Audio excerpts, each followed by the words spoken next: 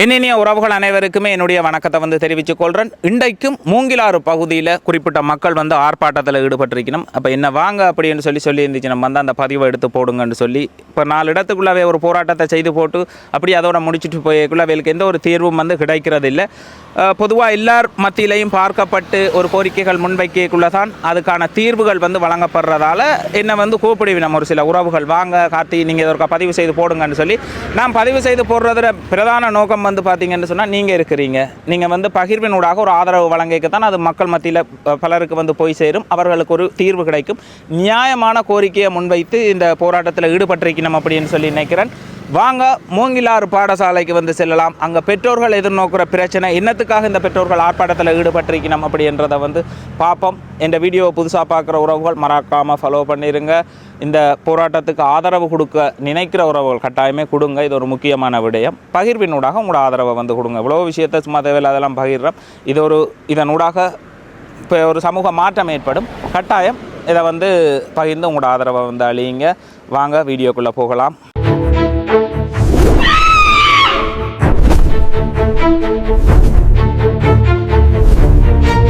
போராட்டங்கள் பலவிதப்படும். இன்றைக்கு மூங்கிலாறு ஆரம்ப பாடசாலை இருக்கிறோம். இங்கே பெற்றோர்கள் இணைந்து ஒரு போராட்டத்தில் ஈடுபட்டிருக்கணும் அப்படி என்று சொல்லி அப்போ நேற்றைய தினம் ஒரு பதிவை போட்டிருந்தோம். அதே மாதிரி தாங்களும் ஒரு கோரிக்கையை வச்சு இங்கே ஒரு போராட்டத்தில் ஈடுபடுறோம், இதையும் வெளியே கொண்டு வாங்க அப்படின்னு சொல்லி கேட்டிருந்துச்சுன்னா என்னத்துக்காக இந்த போராட்டத்தில் ஈடுபட்டிருக்கணும் அப்படின்றது தொடர்பாக கேட்போம். யார் இதில் மெயினாக கதைக்கக்கூடிய ஆக்கள்? வணக்கம். வணக்கம் அண்ணா. சொல்லுங்க, என்னத்துக்காக இந்த பெற்றோர் எல்லாம் இதில் இணைந்து இந்த போராட்டத்தில் ஈடுபட்டிருக்கணும்? எங்களோட பாடசாலை இப்போ ஒரு 3 மாசமா அதிபர் இல்லாம இக்கட்டான சூழ்நிலை போய்கொண்டிருக்கு. எங்களோட பாடசாலைக்கு அதிபரையும் ஆசிரியர் பற்றாக்குறை இருக்கு, அதை நிவர்த்தி செய்யணும்னு சொல்லியும் அதற்கான போராட்டத்தை இன்றைக்கு நாங்கள் முன்னெடுத்துக்கிறோம் பெற்றோர்களா. எங்களோட முல்லைத்தீவு மாவட்டத்தில் அமைந்திருக்கிற பாடசாலை தானே? முல்லைத்தீவு மாவட்டத்தில் அமைந்திருக்கிற மூங்கிலாறு பிரைமரி ஸ்கூல் சின்ன பிள்ளைகளுக்கான 5ஆம் ஆண்டு வரைக்குமான பாடசாலை கல்வி 5ஆம் ஆண்டு வரைக்குமான மாணவர்கள் கல்வி கற்கிற ஒரு ஸ்கூல்.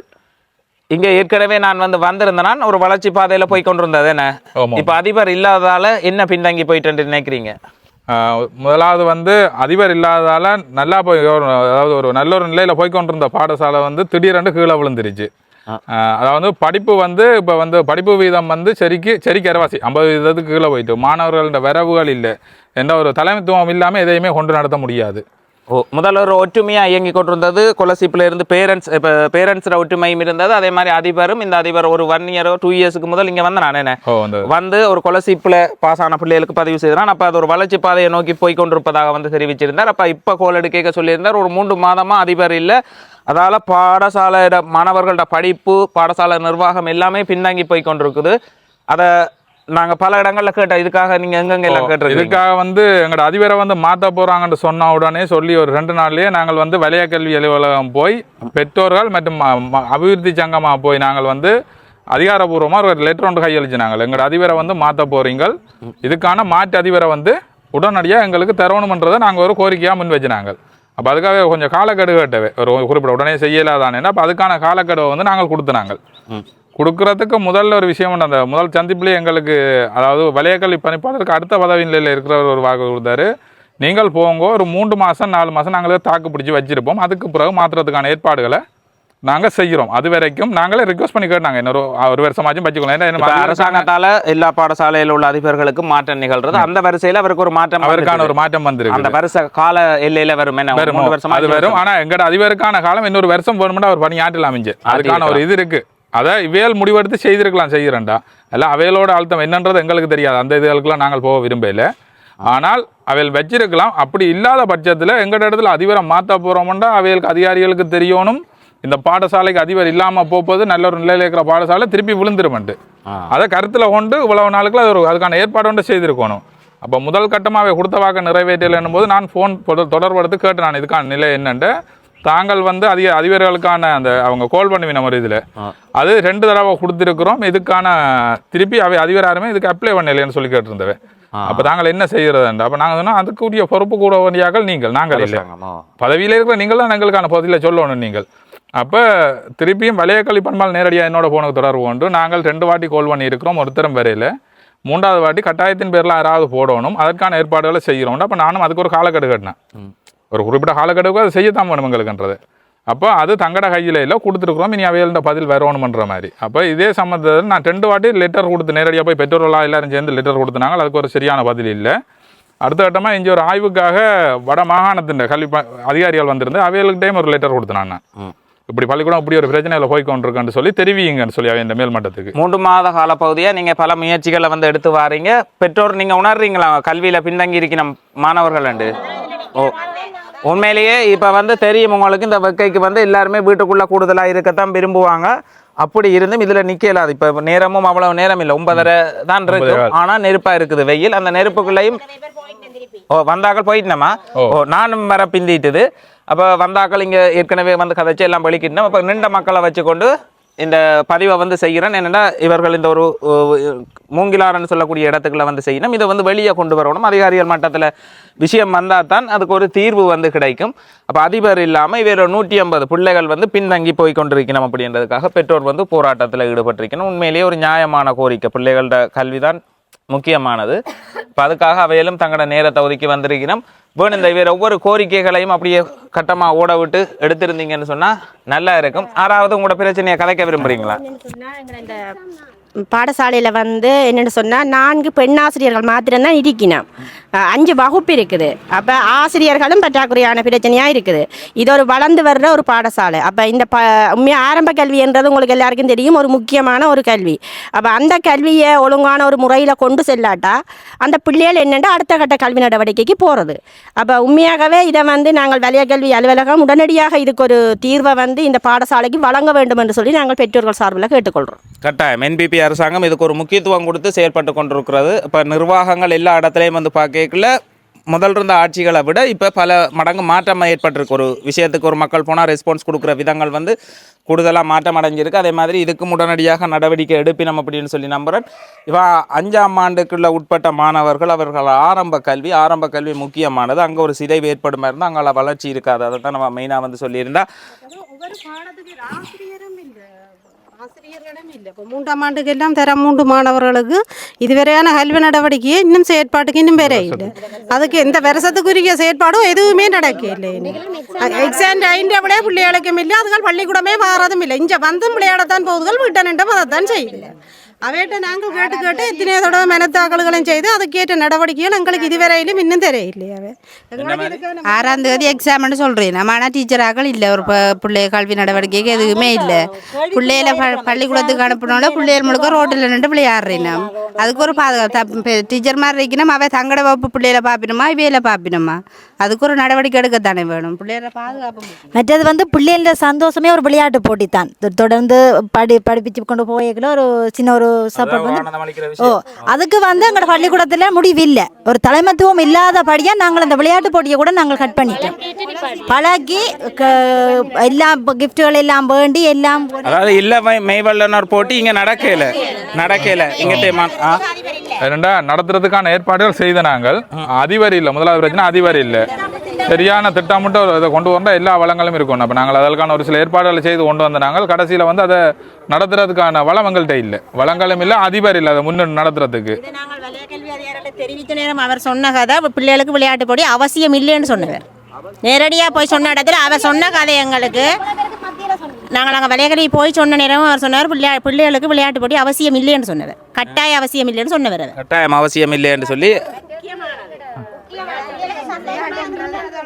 எனக்கு தெரிஞ்சு வலய கல்வி பணிமன அதுக்குள்ளால் வந்து நான் சில பள்ளிக்கூடம் சார்ந்த விஷயங்கள் போடக்குள்ள அங்கே இருக்கிற அதிகாரிகளால் ப்ரெஷர் கொடுக்கப்படுறது ஆசிரியர்களுக்கு. நீங்கள் ஏன் இதை வந்து அங்கே கதைச்சனீங்க, இது இங்கே கதைக்க வேண்டிய அவசியம் இல்லையே, சில செயல்பாடுகள் செய்யாமல் இருக்கும், அதையே நீங்கள் அவையில் கூப்பிட்டு அங்கே கொடுக்கணுமா, இதை பப்ளிக்கு கொண்டு போகணுமா அப்படின்ற கேள்வியை அங்கே அழுத்தங்கள் கொடுக்கப்படுதுன்னு ஆசிரியர்களால் பல தடவை சொல்லப்பட்டிருக்குது.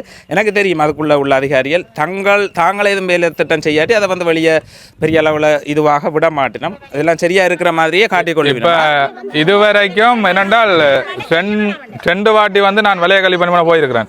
2 வாட்டியும் வந்து அவரை சந்திக்க முடியல. எனக்கு யார் இருக்கிறேன்னு தெரியல. தமிழ் மாறன் சொல்லி ஒருத்தர் இருக்கிறார். 2 தடவை போனாங்க, 2 வாட்டியும் அவரை சந்திக்க முடியல. இன்றைக்கு காலையில் 7:45 வந்துட்டு 7:45 8 மணிக்கு இடையில இங்கே வந்துட்டார் அவர். நாங்கள் இப்படின்ற ஒரு இது வந்து தெரிஞ்ச கையோடையே இங்கே வந்துட்டார் நேரடியாக. இந்த விஷயத்த முதலே வந்து கதைச்சு எங்களை சந்திச்சு ஒரு குறிப்பிட்ட காலக்கெடு கொடுங்க எங்களுக்கு இதுக்கான ஒரு ப்ராசஸ் இருக்குது செய்யணும் என்று சொல்லியிருந்தா பெற்றோர் எல்லாரும் ஓரளவுக்கு ஓகே ஒரு 4 மாதம் தேவை இதுக்கான ஓரளவுக்கு ஏதோ ஒன்று செய்திருப்போம். என்ற எல்லா வளங்களும் இருக்குது எங்களோட பள்ளிக்கூடத்தில். அப்போ இப்படியே போனால் பிள்ளைகளோட படிப்பு என்ன ஆகுறது?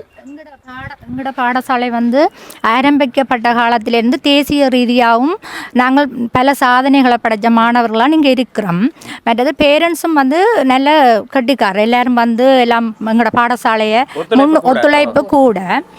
மற்றது வந்து இந்த விளையாட்டு போட்டியை வந்து நடத்தாமல் விட்டது வந்து எங்களோட மாணவர்கள் எங்களோட பிள்ளைகள் வந்து சரியாக பாதிக்கப்பட்டுடினோம். என்னென்னு சொன்னால் ஒவ்வொரு நாளும் கேட்குற எப்போ விளையாட்டு போட்டி நடக்கும்னு சொல்லி மன ரீதியாக பாதிக்கப்பட்டுடினோம். மற்றது வந்து இந்த அதிபர் வந்து மாற்றம்னு சொன்னால் இப்போ நான் படித்த பள்ளிக்கூடத்தில் அப்படித்தான் என்னவோ தெரியல. அதிபர் மாற்றம்னு சொன்னால் இன்னும் ஒரு அதிபரை கொண்டு வந்து அந்த ஆவணங்கள் எல்லாம் ஒப்படைச்சு நாங்கள் அதுக்குரிய நடவடிக்கைகள் எல்லாம் செய்து தான் இவருக்கு பிரியாவிட வச்சு அவரை உள்ள எடுத்து இவருக்கு பிரியாவிட வச்சு அவரை உள்ளுக்கு எடுத்தது. நான் 4 ஸ்கூலில் படித்து தான் வந்தேன். நான் படித்த ஸ்கூலில் அப்படித்தான். இதில் இந்த பாடசாலை 2 தலைமத்துவத்தை தூக்குறன்றது வந்து இல்லை. ஆனால் என்ன நடந்ததுன்னு உங்களுக்கு அது ஒரு இதாக இருக்குது.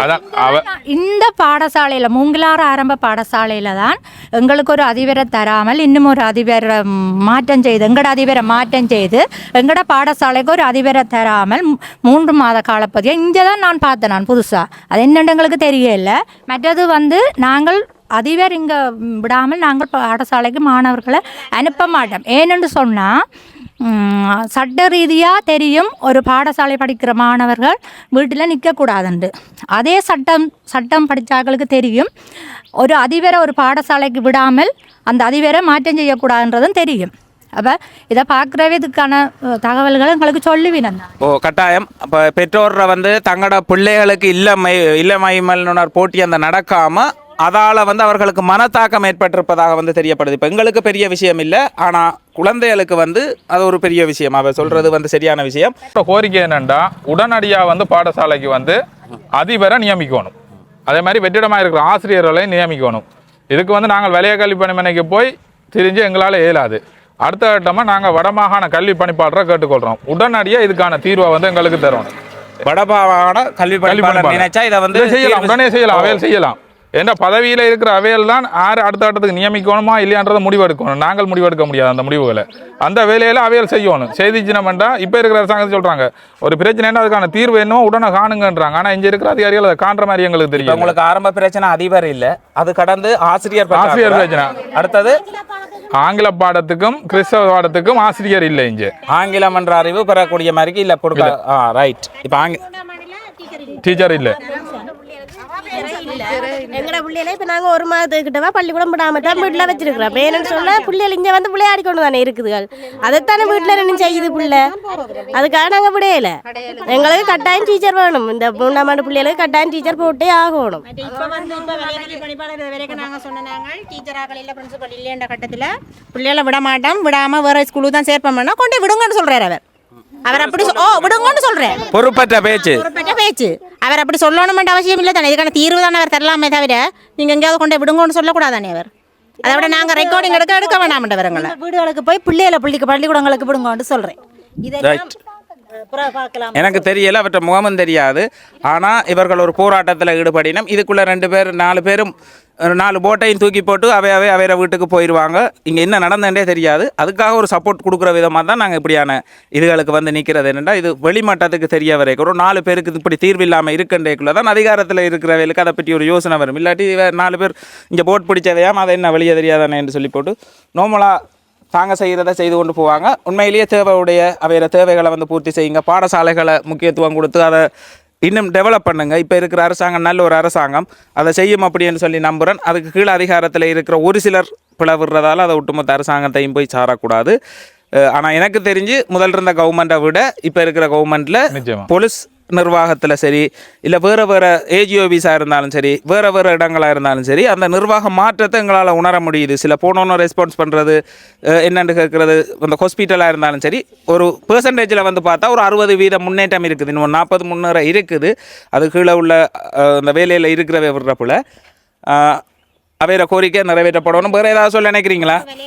நாங்கள் போயிட்டு பெற்றோர் எல்லாரும் போன இடத்துல இப்போ பிரின்சிபல் இல்லைன்னு சொல்லி அந்த கதைக்கு கடிதமெல்லாம் கொண்டு கொடுக்க உதவி கல்வி பணிப்பாளர் இருந்தவர். அவருக்கு நாங்கள் அவர் சொன்னவர் இப்போ டீச்சரோட பொறுப்பு விட்டுருக்கோம்னு சொன்னவர். அதாவது 1ஆம் ஆண்டு டீச்சரை இப்போ உப அதிபராக விட்டுருக்கணும். அவள் இருந்து பொறுப்பேற்கணும். நாங்கள் நாங்கள் அவள் வகுப்பையும் பார்க்கணும், அங்கே ஆஃபீஸையும் பார்க்கணும்னு சொல்ல அவர் சொல்கிறார். எத்தனை மணி தினமாக படிப்பிக்கிறா.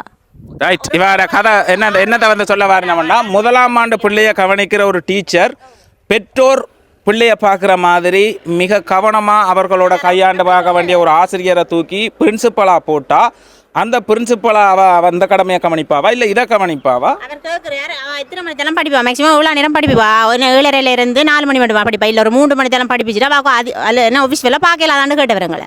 அப்படி நாங்கள் 1ஆம் ஆண்டு பெற்றோர் வந்து அந்த டீச்சரை விட மாட்டோம் தானே, எங்கட பிள்ளைகள் பாலாக போகிறது விட மாட்டோம் தானே நாங்கள். அவர் அப்படி கேட்கக்கூடாது. செயற்பாடுகள் வந்து கூட இப்போ ஆனால் அவர் அந்த கேள்வியை கேட்டவர். நாங்கள் அதுக்கான எல்லா ரெக்கார்டிங்கும் வச்சிருக்கிறோம். எல்லா ரெக்கார்டிங்கும் வச்சிருக்கிறீங்க. ஓ, அப்போ இவே ஒரு பாதிக்கப்பட்ட தரப்பாக வந்து இருக்கணும். சம்மந்தப்பட்ட அதிகாரிகள் அவை இந்த தேடி போன இடங்கள்லையும் அவைகளுக்கு ரஃபாக வந்து பொறுப்பற்ற ஒரு பதில்கள் வந்து கூறப்பட்டிருக்குது. அதால் தான் இப்படி போட்டை பிடிச்சி கொண்டு இந்த வெயிலில் வந்து நிற்கினோம். எல்லாருக்கும் விருப்பம் இல்லை இப்படி வந்து நிற்கிற.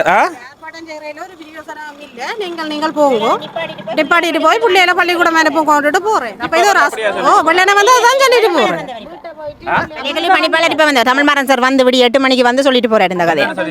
இது ஏற்பாடு செய்த எந்த பிரயோசனம் இல்லை, நீங்க வீடுகளை போய் பிள்ளைகளை பள்ளிக்கூடத்துக்கு அனுப்புங்கன்னு சொல்லிட்டு போறேன். நாங்கள் அதிபர் இல்லைன்ற இங்கே நிர்வாக பிரச்சனை உண்டு. மற்ற 3ஆம் ஆண்டு டீச்சர் இல்லை, ஆங்கில பாடத்துக்கு டீச்சர் இல்லை, கிறிஸ்தவத்துக்கு இல்லை. அப்போ எல்லா பிரச்சனையும் இதாக வச்சு கொண்டு தான் ஒரு தரம் முடியல. இப்போ நிறைய பேர் பள்ளிக்கூடத்துக்கு சும்மா பள்ளிக்கூடம் நடக்கிற மாதிரி காட்ட வேணாம், பள்ளிக்கூடம் உண்மையாக இயங்கட்டும் அப்படின்றதுக்காக நீங்கள் இந்த போராட்டத்தில் ஈடுபட்டிருக்கிறீங்க. ஓகே. இப்போ அதாவது மற்றது வந்து என்னென்னா, இப்போ வலையகல்வி பணிப்பாளர் காலையில் வந்தவர் வந்து தன்னால் முடிஞ்ச வேலையிலெல்லாம் தான் செய்துட்டான். இனி மேலதிகமாக இருக்கிற வேலையோ இல்லை அவையல் செய்யணும்ட்டு நான் ஒரே வார்த்தை சொன்னேன். ஓகே, பிரச்சனை இல்லை, நீங்கள் உங்களோட முயற்சியை செய்துட்டீர்கள். பெற்றோர் தரப்பில் நாங்கள் என்னத்தை செய்யணுமோ அதை நாங்கள் செய்கிறோம். அடுத்த கட்டமாக யாரு கொண்டு போகணுமோ போகிறோம். இப்போ கிட்டத்தட்ட நான் 2 வாட்டி இவருக்கு லெட்டர் கொடுத்துருக்கிறேன். இந்த யாழ்ப்பாணத்தில் வடமாகாண கல்வி அதிகாரி ஒருத்தர் வந்து அவருக்கும் ஒரு வாட்ஸ்அப்பில் தான் அந்த பதிவு அனுப்பி நான் அவர் கேட்டாப்புல அனுப்பியிருக்கிறேன். ஆளுநருக்கு ரெஜிஸ்டர் பண்ணி அனுப்பியிருக்கிறேன் ஒரு லெட்டர். இந்த பிரச்சனையை அனுப்பிட்டேன். முந்தினாத்து வந்து நான் ரெஜிஸ்டர் போதுலாம் அவருக்கு அனுப்பிட்டேன். அது எப்போ ஹைக்கு சேர் பண்ணுறது தெரியாது. எங்கெங்க பிரச்சனையை கொண்டு போகலுமோ அங்கே எல்லாம் கொண்டு போயிருக்கிறோம். என்ன பிரச்சனைனா யாரும் பயப்பட தேவையில்லை. நீங்கள் அடுத்த ஸ்டெப்புக்கு போய்கொண்டே இருக்கலாம். எழுத்து மூலம் யாருக்கு மாறும் இது செய்ய தேவையில்லை. முந்தித்தான் ஒரு அழுத்தங்களும் செல்வாக்கு இதுகளெல்லாம் பயன்படுத்தி ஒரு இது இருந்தது. ஆனால் இப்போ அப்படி இல்லை.